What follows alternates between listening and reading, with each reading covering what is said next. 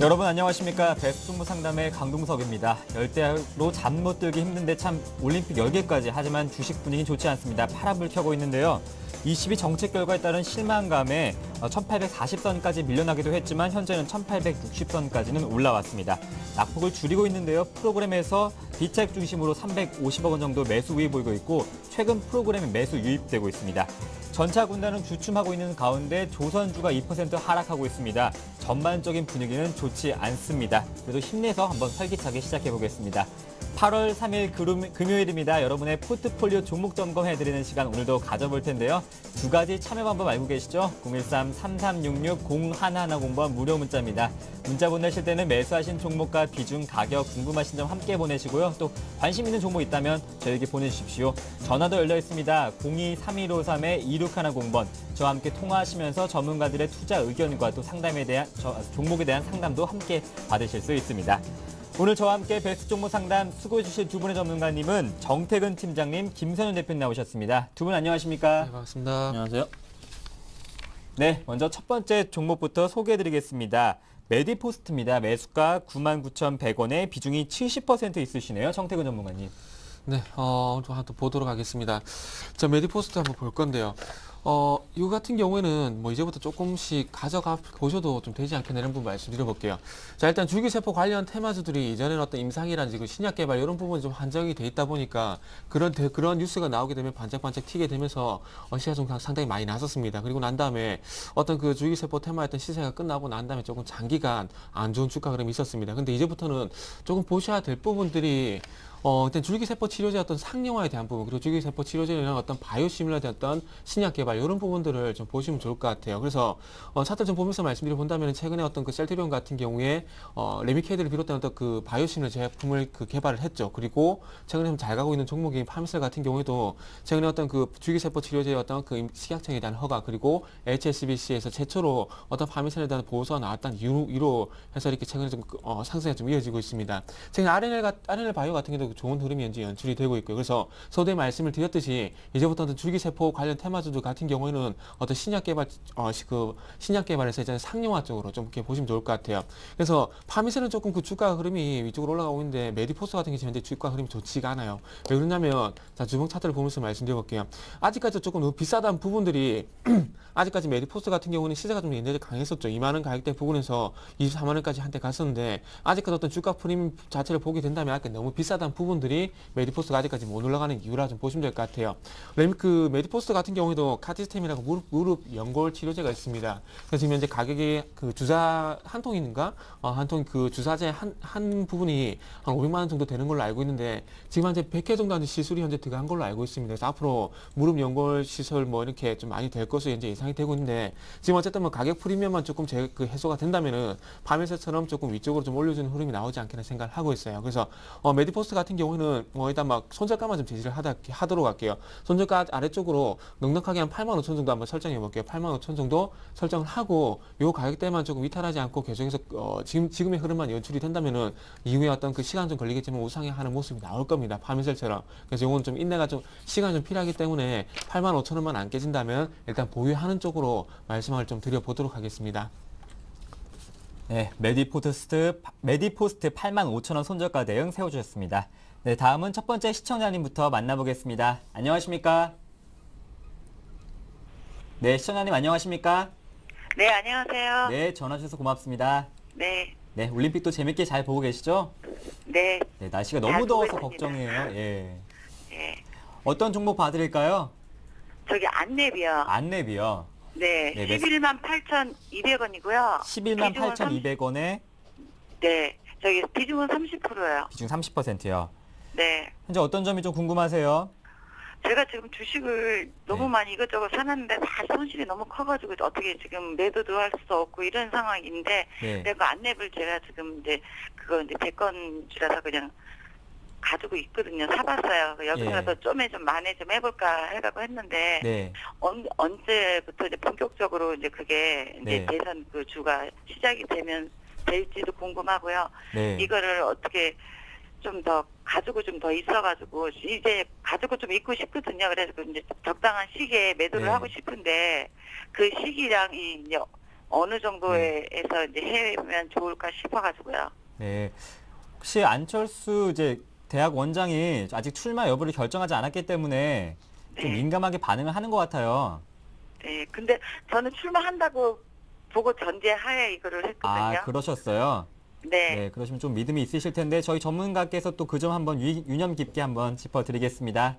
네, 고맙습니다. 네, 알겠습니다. 네, 고맙습니다. 네. 네, 조금은 어려운 질문인 것 같습니다. 안랩입니다. 매수가 11만 8,200원에 비중이 30%. 김선윤 대표님. 네, 안랩 안철수 연구소에서 안랩으로 바뀌었죠, 이름이. 자, 일단은 누가 대통령이 될지에 대한 부분 아무도 모릅니다. 일단은 뭐 대선 출마는 하는 방향 쪽으로 나가고 있지만 이런 또 무소속 쪽으로 만약에 이제 공선이 안 된다면 무소속 출마로 해서 나가는 방향 쪽으로도 뭐 전개가 될 가능성도 있는데 아직 확실한 게 아무것도 없어요. 그래서 저는 개인적으로 일단은 정치 테마는 절대 손을 대지 않는 입장인데 일단은 사신 가격 자체가 높지 않아요. 일단은 수익 자체가 많이 나고 계시기 때문에 좀 굉장히 좀 양호합니다. 그나마 조금은 지금은 바닥권을 잡으셔가지고 다시 한번 상승하는 모습을 좀 보여주고 있어요. 매수하신 가격대를 좀 보니까 이쯤 되시는 것 같아요. 이쯤 되시는 것 같은데 지금 이제 봤을 때 주식 하시는 데 있어서 이런 정치 테마주 같은 거는 되도록이면 손을 대시지 않는 게 저는 맞다고 좀 보여주고 있어요. 뚜렷하게 일단은 안철수 연구소의 적정 주가 자체는 실적이 아무리 좋다 그래도 2만 원을 넘어가지 않습니다. 예전에 그렇게 다 결론이 나왔던 부분이 있고 특히 이제 안철수 연구소 안랩의 경우는 안철수 연구소 이제 안철수 원장이 아직 전혀 이제 개입이 안 되는 그런 종목이기 때문에 단순히 이제 개인적인 심리적인 영향으로 이제 올라가주는 그 부분이 있어요. 그래서 일단은 대선 출마가 된다면은 종목 자체는 뭐 말씀드리자면 15만 원 이상까지도 갈 수 있겠지만서도 만약에 떨어진다면 다시 이 종목은 만 원까지 내려갑니다. 만 원까지 쩌마 아마 계속 떨어질 거예요. 그걸 인식을 하셔야 돼요. 그러니까 너무 위험합니다. 차라리 일단은 이거 좀 수익 나신 상태이시니까 일단은 지금 상황을 지켜보셔야 되기 때문에 아직은 빠지지는 않을 거예요. 아마 계속적으로 이쯤에 머물지 않을까 11만 원에서 12만 원 정도의 당분간 지속적으로 머물지 않을까로 판단이 됩니다. 만약에 대선 출마 이슈가 확실히 된다면은 그때는 다시 한번 주가가 반등을 해서 14, 15만 원 정도 갈 수 있겠죠. 그때가 좀 기회가 될 것으로 판단은 되고 있어요. 일단은 뭐 거의 대선 출마 분위기 자체가 확실히 되고 있기 때문에 추가적으로 상승 가능하겠지만서도 만약에 그게 안 될 경우에는 만 원까지 순식간에 내려갈 가능성이 있기 때문에 조금 수익이 나셨을 때 좀 정리를 하시는 쪽으로 제가 좀 말씀을 드리고 좀 비중을 줄이시는 쪽으로 방향을 바꾸시는 게 낫지 않을까 좀 말씀드리겠습니다. 네, 안랩 일부 수익 실현 방안 세워주셨습니다. 잘 참고하시길 바라겠습니다. 이어서 문자 소개해드리겠습니다. 종목 SL입니다. 매수가 21,900원에 비중은 아직 적어주시 않으셨어요. 기관 매도세가 심해서 걱정입니다 하셨는데요. 정태근 전문가님 어떻게 보십니까? 네, 제가 단적으로 예를 한번 들어볼게요. 네. 일단 현대모비스하고 SL가 현대모비스 그리고 SL 이 두 회사가 자동차 부품 회사인데 뭐 크기의 규모의 차이는 있긴 하지만 공통적으로 봤을 때 자동차 부품 회사입니다. 근데 현대모비스 같은 경우에는 계속해서 주가가 지켜준 흐름이고요. 그리고 SL 같은 경우 주가가 계속해서 전체적인 흐름을 본다면 하락하는 부분인데 실적 차이입니다. 실적 차이. 자동차 업종 같은 경우에 지금 현재 현대차, 기아차가 계속해서 뭐 얼마인가요? 기아차 같은 경우는 8만 원이고 그리고 기아차 같은 8만 원이고 현대차 같은 경우에는 지금 현재 20만 원 현재 돌파를 못 하고 있는데 왜 이런 현상이 발생이 될까요? 일단 현대차, 기아차 같은 경우 보셔야 될 부분이 이전에 했던 2009년과 2010년에 이력했던 그런 그 영업이익 성장률이 아직 안 나오고 있죠. 그렇다 보니까 어쨌든 대장이라 할 수 있는 그 완성차가 하지 못하게 된다면 부품주도 타격을 받을 수밖에 없습니다. 근데 부품주 같은 경우에도 현대모비스가 SL과 차이점을 말씀드렸듯이 이렇게 현대모비스 같은 경우 견조한 흐름이 나올 수밖에 없는 이유가 실적이 받쳐주기 때문에 추가적인 하락이 제한이 된다는 그 차이라고 보시면 될 것 같아요. 그래서 이걸 화면을 좀 같이 보면서 말씀드릴게요. 일단 SL이 뭐 하는 회사인지만 좀 간단히 좀 보도록 할게요. 그 화면에 지금 좀 같이 보게 된다면은 그 자동차용 헤드램프를 만드는 회사를 좀 보시면 될 것 같은데 화면에 지금 현재 나오고 있나요? 요 부분 요것만 보고 좀 말씀드리는 거 좋을 것 같은데 그래서 그 헤드램프를 만드는 회사인데 자 그리고 어쨌든 뭐 죄송합니다 화면이 안 나간 건데요. 그래서 차트 좀 바로 보면서 제가 말씀드릴게요. 바로 보면서 말씀드리면은, 자, SL 같은 경우 지금 현재 그게 월봉 차트입니다. 월봉 차트인데, 2,000원에서 3만원까지 가파르게 올라갔었죠. 이때 당시에 현대차, 기아차 어떤 납품 물량 한 70% 정도 됩니다. 그러다 보니까 상당히 크죠. 현대차, 기아차 비중이. 그렇다 보니까 현대차, 기아차가 잘 나가다 보니까 이 회사의 주가도 마찬가지로 올라갈 수밖에 없다는 겁니다. 근데 현대차, 기아차가 추가 상승이 제한되고 못 올라가다 보니까, 그리고 그런 부분들이 좀 실적과 연결되지 못하다 보니까 SL은 이렇게 주가가 이렇게 하락을 한다는 겁니다. 자, 그리고 지금 현재 기관이 매도를 하고 있다 말씀드렸는데, 의뢰를 하셨는데, 자, 잘 보세요. 최근에 주가가 왜 올라갔습니까? K9이 나오게 되면서 거기다 어떤 헤드램프 수주량이 늘어나게 될 것이란 그런 기대감이 나오게 되면서 올라갔죠. 그리고 난 다음에 어떤 얘기 나왔습니까? 거기에 대한 기대감이 있었지만 그 부분이 실적과 연결될 가능성이 적다는 얘기가 나오다 보니까 바로 추세가 꺾일 수밖에 없다는 겁니다. 다른 거 없어요. 실적입니다. 실적 무조건. 현대기아차 70%의 물량이 들어가고 있는데 현대기아차가 추가적인 주가 상승이 나오지 않는다면 이런 하위 부품주들은 타격을 받을 수밖에 없다는 겁니다. 그리고 중요한 것은 이런 그 실적이 개선되지 못하다 보니까 마찬가지 241선 장기 추세를 돌리기 너무나 힘들다는 부분이 될 수가 있겠죠. 그래서 자, 일단은 보겠습니다. 21,900원인데, 일단 서둘러 팔지 마세요. 어차피 뭐 빠져버렸잖아요. 빠져버렸기 때문에 서둘러 팔지 마시고, 요 회사 같은 경우에 이제 아래쪽으로 보게 된다면은, 이전에 15,800원까지 일단 하락을 했었습니다. 그래서 일단 16,000원 전후로 일단 지켜준지 한번 보세요. 뭐 지금 현재 17,500원에 손절을 하나, 지금 16,000원에 손절을 하나, 무슨 뭐 큰 차이가 있겠습니까? 그래서 큰 차이 없거든요. 그래서 17,000원에 파나, 16,000원에 파나 똑같기 때문에, 일단 16,000원에 한번 지켜준지 보고, 그때 가서 한번 판단을 해보자고요. 지켜주게 된다면 일단 보유를 하고, 16,000원 까지 이탈하게 된다면은 물론 매도를 해야 되는 게 맞지 않겠습니까? 그래서 의견을 일단 16,000원까지 한번 지켜보자. 16,000원 전후까지는 아직까지 좀 지켜보자. 그렇게 좀 전략을 한번 세워보도록 할게요. 네, 조금은 여유로운 자세로 좀 투자 전략 세우셔야겠습니다. 이어서 문자 소개해드리겠습니다. 8466번님께서 보내주셨습니다. 현대차 매수가가 23만 750원에 비중이 9%. 오늘 추가 매수해도 될까 이렇게 문의하셨는데요. 김세현 대표님. 네, 현대차 말씀을 하자면은 일단은 뭐 현대차, 기아차 계속 좋습니다. 실적 부분에 문제가 전혀 안 되는 그런 회사이기 때문에 자, 현대차 말씀드리면 현대차 지금 차트 제가 열어놨는데 차트 보면서 좀 설명을 드릴게요. 자, 현대차 같은 경우 일단은 주가가 일단은 뭐 27만 원까지 한번 가줬다가 이번 5월 달이었죠. 그 후에 계속적으로 빠져주는 모습 보여준 다음에 한번 일단은 120여선 한번 무너뜨린 이후에 주가가 많이 빠졌습니다. 그래서 22만 원까지 내려간 이후에 다시 한번 120일선과 60일선 딱 부분에 겹쳐지는 부분에서 지금 딱 횡보하는 모습 보여주고 있는데 일단은 실적 부분 지금 전체적으로 시장의 흐름 자체가 다시 한번 전차에 대한 중요성이 지금 강조되고 있는 시장입니다. 자, 그렇다는 것은 일단은 이 부분에 있어서 굉장히 가격 메리트가 좀 있다고 좀 판단이 되고 있습니다. 그래서 일단 걱정하지 마시고 일단은 뭐 추가적인 매수가 좀 가능하다고 판단이 되고 있고요. 만약에 이 종목 다시 한번 빠진다면은 손절가를 분명히 잡고 가야 돼요. 왜냐하면은 주가 자체의 흐름이 있는데 일단은 지금은 사시면 안 됩니다. 지금은 오늘은 날이 아니고요. 왜냐하면은 지금 ECB 드라기 총재에 대한 발언 부분, 유럽 부분이 해결이 안 된 상태예요. 그래서 주가가 지금 코스피 자체가 1800 지금 60 거의 가까이서 움직여주고 있는데 이 부분이 다시 한번 1800선까지 내려갈 가능성이 있습니다. 당연히 경기 민감주기 때문에 추가적으로 하락 가능성이 있어요. 그래서 일단은 그 부분이 어떻게 해결되는지는 부분 확인하셔야 됩니다. 일단은 주가 자체가 1800 초반까지도 올 가능성이 있기 때문에 아직은 아니고 조금은 여유를 가지고 좀 지켜보시고 현금을 일단 가지고 계시고요. 제가 그 가격을 다시 잡아드리면은 매수 가격 자 22만 5천 원 정도 22만 5천 원에서 26만 원 정도 이 정도가 아무래도 21선 부근이기 때문에 굉장히 좀 양호한 가격 요거 한번 찍고서 올라가지 않을까 판단이 됩니다. 그래서 일단 주가 자체가 한번 천천히 흘러내린 이후에 다시 한번 크게 반등하는 모습을 뚫고 보여줄 가능성이 있고 이때 다시 반등하고 올라갈 때는 어느 정도까지 생각을 하시면 되냐면은 일단 기본적으로 24만 원 정도까지 보고 가시면 될 것 같아요. 그 이상 자체를 보시면 안 돼요. 일단은 오늘 현재값 거의 24만 원 아래쪽에 놀고 있는데 일단은 다시 한번 빠진 이후에 다시 한번 상승할 때가 24만 원이 되지 않을까. 그래서 그 정도 시점에서 일단은 매도를 하시고 나오시면 될 것 같고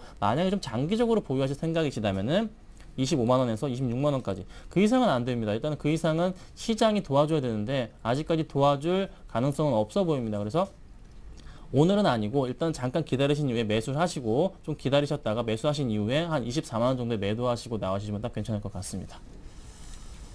네, 현대차 경기 민감 주기에 22만 5천 원까지 기다려보자는 전략 세워주셨습니다. 잘 참고하시길 바라겠습니다. 네, 다음은 두 번째 시청자님 만나보겠습니다. 안녕하십니까? 예, 수고 많으십니다. 네, 고맙습니다. 전화 주셔서 고맙습니다. 예. 네, 어떤 종목 봐드릴까요? 종목은 락앤락이고요. 락앤락이요. 예. 네, 매수가랑 비중은요? 예, 매수가는 27,500원에 네, 그 비중은 40%입니다. 27,500원의 비중이 40%요. 예. 네, 비중을 좀 40% 담으셨는데 언제쯤 매수하셨어요? 담은 지는 얼마 안 됐습니다. 얼마 안 되셨어요. 예. 네, 최근에 이제 락앤락 같은 경우에는 급락 구간이 몇 번 있었어요. 예, 네. 좀 많이 빠지길래 이제 예. 좀 반등 좀 없지 않아 있지 않을까 싶어서 네. 매수를 했는데 좀 네. 심하게 좀 빠지더라고요. 네, 좀 걱정하실 것 같은데 어떤 점이 좀 궁금하세요?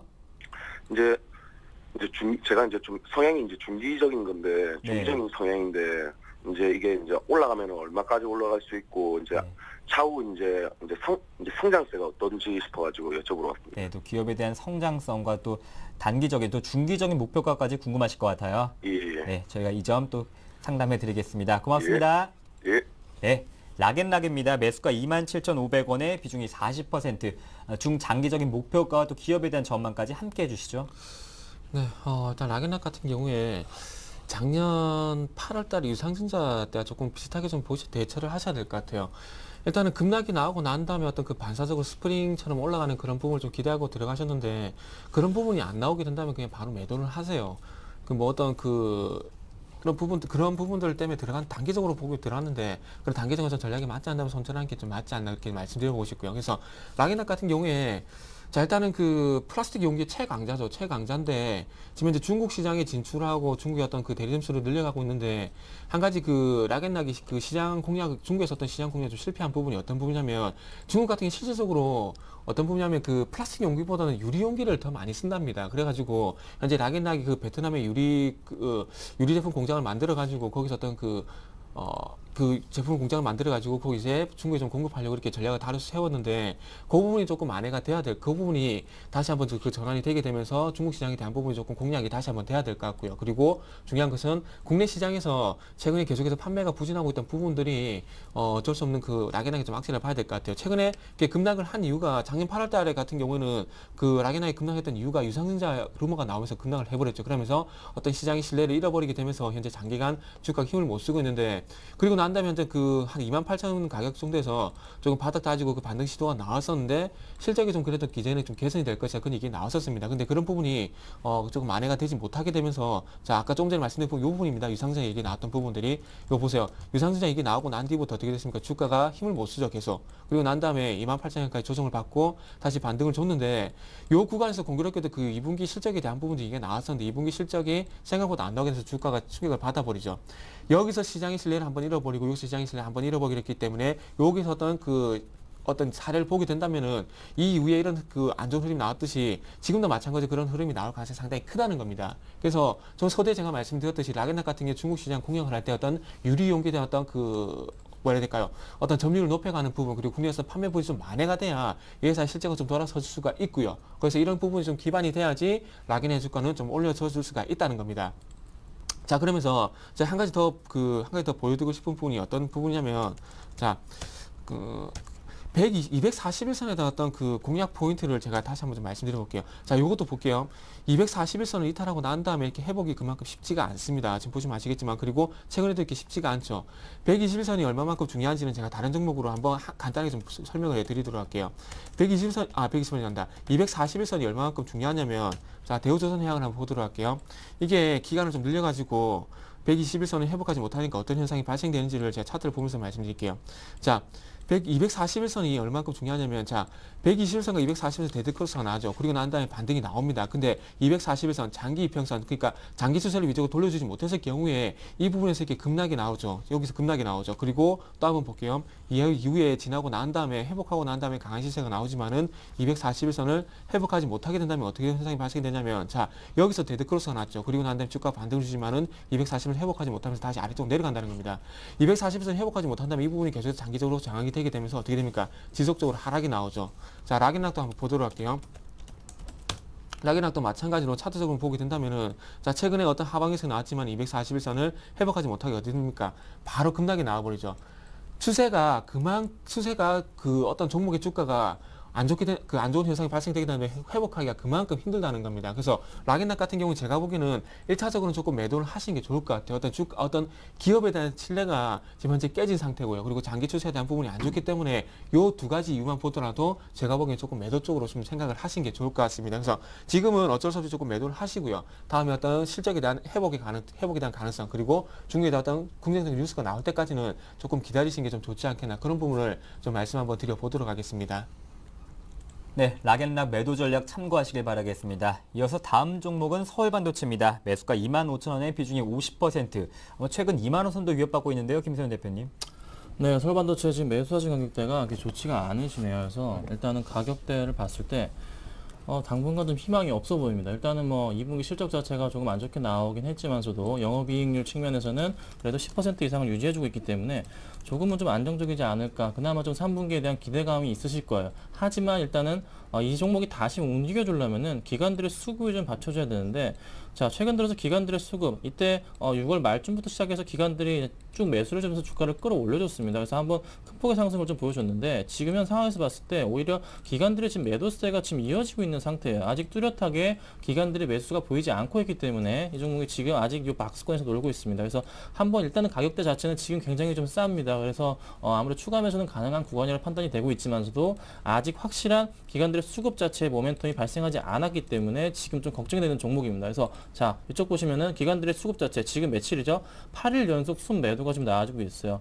외국인도 다시 한번 또 매도가 나와주고 있고, 지금 개인들만이 꾸준하게 사주고 있습니다. 특히 수신권을 중심으로 해서 매도가 좀 나와주고 있기 때문에 조금 위험합니다. 그래서 아직 상승하기에는 좀 시간이 걸리지 않을까 판단이 되고 있어요. 그리고 이 종목도 역시 좀 경기 민감주적 성격이 조금 있기 때문에 지금 당장으로서의 좀 기대감보다는 좀 길게 보신다면 상관은 없겠지만서도 3분기 실적에 대한 기대감을 가지고 좀 버텨보신다면 괜찮지만서도 일단은 조금은 시간이 걸릴 것 같습니다. 그래서 만약에 추가적으로 반등이 나올 그 기관들의 수급 자체가 만약에 이때처럼 6월 말 때처럼 8월 달에 한번 조짐이 보인다. 그러면 그때는 조금 더 매수라도 상관없을 것이 판단이 되고 있어요. 그렇다면 다시 한번 반등을 통해서 한번 25만 원 정도까지 갈 수 있지 않을까. 이 이상은 또 힘들 것 같아요. 왜냐하면 또 이때 매물대 자체가 단기적인 매물대 자체가 지금 여기 보시는 바와 같이 굉장히 두껍습니다. 그래서 이 점이 좀 시간이 걸리지 않을까 판단이 되고 있는 점을 참고하시고 꼭 대응을 하셨으면 좋겠습니다. 네, 이번엔 기아차 정태근 전문님과 함께 들어볼게요. 기아차인데요. 매수해도 될까 문의하셨습니다. 최근 외국인의 매수세가 유입되고 있는데 특히 외국인이 사는 종목 기아차 사도 될까요? 네, 그 부분 상당히 좀 애매하죠. 기아차 같은 경우는 한 가지, 아까 전에 그 SL 얘기하면서 조금 얘기가 됐던 부분인데, 자, 일단 모르겠습니다. 일단 기아차를 산다는 건 저는 솔직히 일단 1차적으로는 그 결론만 말씀드리면 좀 반대입니다. 반대인데, 자, 최근에 그 기관 외국인들이 상당히 좀 많이 사고 있어요. 많이 사고 있는데, 근데 그 지금의 어떤 기아차 외국인들 매수는 뭐 어떻게 해석을 하는 게 가장 좋을까요? 제가 보기에는 어쨌든 지금 시장에서 안 빠지는 종목 그나마 좀 시장에서 안 빠진 종목을 좀 가져가게 되면서 리스크 관리가 그만큼 필요하기 때문에 기아차라든지 이런 종목 좀 산다고 좀 보시면 될 것 같아요.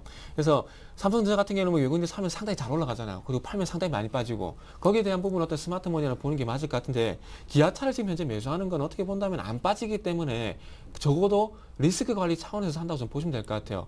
근데 이렇게 그러면 이렇게 또 여쭤보실 부분도 있겠죠. 안 올라간 종목을 외국인들이 왜 사요? 이렇게 물어보시는 분들 계시겠죠. 자, 잘 보세요. 독일의 국채가 마이너스입니다.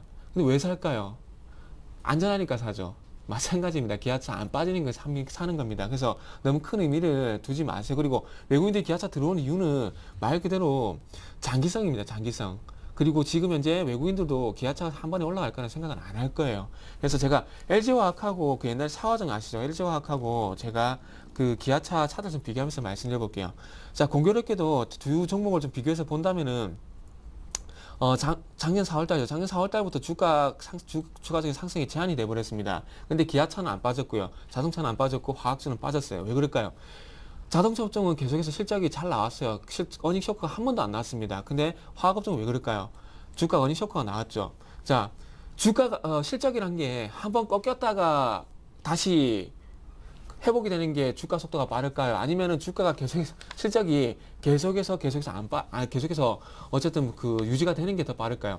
어떻게 본다면 주가라는 게 한 번쯤 그게 빠졌다가 빠지는 게 어떤 가격 조정이 한번 나오는 기간 조정보다는 가격 조정이 한번 나오는 게 그 다음에 돌려주기가 더 쉽습니다. 어떻게 본다면은. 근데 기아차 같은 경우는 지금 현재 안 빠지고 있는 이유가 좀 전에 말씀했지만은 자, 보세요. 2009년부터 아까 제가 말씀드린 2009년부터 2011년까지 그 실적 개선폭이 상당히 빨랐죠. 2009년에서 2010년 넘어갈 때는 한 100%가 됐었고요. 그리고 지금 같은 경우 2010년에서 2011년 갈 때는 지금 이제 50% 정도 됐다는 겁니다. 근데 지금 어때요? 영업이익률 성장세가 10%밖에 안 나오죠. 자, 100% 나왔고 50% 나왔었는데 10% 나오면 외국인 기관이 만족을 하겠습니까? 안 된다는 겁니다. 실적이 계속해서 성장을 하고 있지만은 실적 개선폭이 그만큼 받쳐주지 않기 때문에 그게 만족을 못 한다는 겁니다. 그렇기 때문에 제가 보기에는 여기에 대한 어떤 그 프리미엄의 어떤 그 해소가 제가 보기에는 올해 연말까지는 계속 좀 나오지 않겠다는 생각을 하고 있어요. 그래서 기아차 사시는 건 반대를 하지 않겠습니다. 근데 분명히 시간이 화학업종보다 화학업종보다는 걸린다는 부분들은 조금 생각을 하셔야 될 것 같아요. 그래서 결론을 내보자면은 사셔도 무방합니다. 하지만은 어떤 기간 조정에 대한 부분들은 계속해서 조금은 감내를 하셔야 된다. 이렇게 좀 결론을 좀 내드리도록 할게요. 네, 오늘 2% 조정받고 있는 현대차, 기아차까지 봐드렸습니다. 이상으로 종목 상담을 마치고 뉴스 전해드립니다.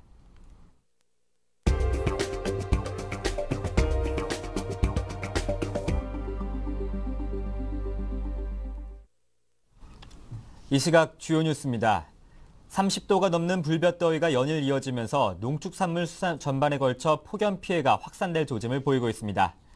농림수산식품부는 폭염으로 닭과 오리, 돼지 등 가축이 잇따라 폐사하고 바지락 등 수산물 피해도 발생하자 피해를 최소화하기 위해 대책 마련에 나섰습니다. 어제까지 보험사에 접수된 보상 요구 건수는 60건으로 닭, 오리, 돼지 등 11만 5천 마리와 바지락 150톤이 폐사된 것으로 신고됐습니다. 농림부는 이달 중순까지 강한 일사와 고온에 따른 햇빛 대임, 병충해, 석회 결핍증 등 생리장애와 가축 식욕저하, 폐사 등의 피해가 우려된다며 철저한 관리 대책을 강조했습니다. 새누리당은 공천 헌금 파문으로 논란을 빚고 있는 현기환 전 의원의 잦은 탈당, 현영희 의원은 검찰 자질 추출 속으로 가닥이 잡힐 가능성이 큰 것으로 보고 있습니다. 새누리당은 오늘 당 전략회의 등을 열고 4.11 총선 공천 헌금 파문에 대한 수습책을 논의할 예정입니다. 지역구 공천 탈락 후 비례대표로 당선된 현영희 의원은 당시 공천위원이던 친박계 핵심 현기환 전 의원에게 3억 원을 건넸다는 의혹을 받고 있습니다. 핵심 당직자는 당직자들이 의혹을 전면 부인하고 있지만 중앙선관위가 검찰의 고발 또는 수사를 의뢰한 만큼 당 차원에서 선제적 조치를 취할 필요가 있다면서 오늘 최고위에서 검찰의 엄정 수사를 촉구한 것 이상의 단호한 모습을 보일 것이라고 말했습니다. 이에 대해 현기환 전 의원은 당에 부담을 주지 않을 것이라는 입장이고 현영희 의원은 검찰 조사가 준비되는 즉시 자진 출석하겠다고 밝혔습니다. 김정은 북한 국방위원회 제1위원장이 어제 방북 중인 왕자로이 중국 공산당 대외연락부장을 접견하고 외교 무대에 공식 데뷔했습니다. 조선중앙통신은 오늘 새벽 김 제1위원장이 왕 부장과 만났다고 전하면서 후진타오 중국 국가주석 등에게 인사를 전달하고 따뜻하고 친선적인 담화를 했다고 밝혔습니다. 김 제1위원장은 2010년 10월 후계자로 공식화된 이후 김정일 국방위원장의 외빈 접견 때 배석하기는 했지만 단독으로 외빈을 만난 것은 이번이 처음입니다. 김 제1위원장이 외교 무대 데뷔를 중국 인사 접견으로 시작함에 따라 북중 관계도 계속 강화될 것으로 예상됩니다. 중국의 경기 부양을 위한 이딴 조치를 내놓고 있습니다. 중국 인민은행은 현지 시간 어제 신중한 기조를 유지할 것이라고 밝히는 등 성장에 초점을 맞춘 통화 정책을 이어갈 것임을 강조했습니다.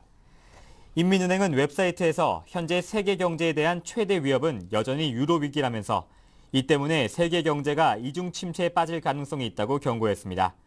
또 적절한 시점에 미세 조정을 실행할 것이라고 밝혔습니다. 이에 대해 중국은행의 중리앙 이코노미스트는 은행 준비 지급률 추가 하향 조치가 뒤따를 것이라면서 연말까지 2차례 더 이뤄질 것으로 전망했습니다.